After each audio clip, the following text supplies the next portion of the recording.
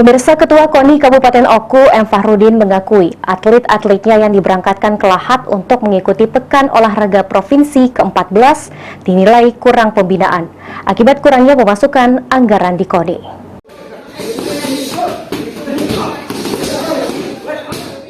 KONI Oku memberangkatkan sebanyak 219 atlet dari 27 cabang olahraga untuk mengikuti Pekan Olahraga Provinsi di Lahat.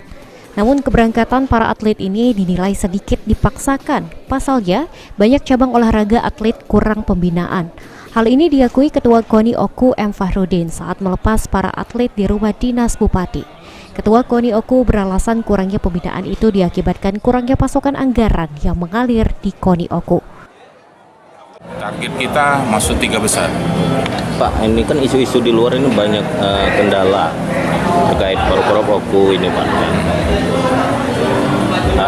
Salah satunya adalah masalah pembinaan, Pak. Gimana, Pak, tanggapan kita, Pak? Kalau masalah pembinaan, ya memang kita mengakui kurang karena kita kan terbentur, Pak Bupati sudah bilang kita terbentur masalah dana. Karena kita mengajukan dana yang kita inginkan itu tidak terpenuhi. Makanya kita ya sebisa mungkin kita harus mensukseskan dengan dana tersebut. Sementara itu, pejabat Bupati Oku berharap para atlet melalui KONI Oku bisa mempertahankan peringkat pada Porprov sebelumnya.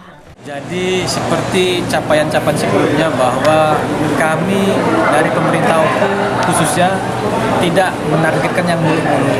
Yang penting kami berusaha maksimal agar seluruh kontingen atlet dari Kabupaten Oku ini bisa berkiprah dan meraih prestasi yang lebih tinggi lagi. Kalau tahun-tahun sebelumnya kita selalu masuk 4 besar.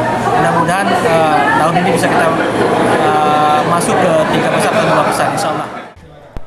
KONI Oku sendiri menargetkan masuk peringkat 3 besar pada Porprov Lahat, adapun cabur andalan Oku, Wushu, Kempo, dan e-sport. Ari Pranika, PAL TV.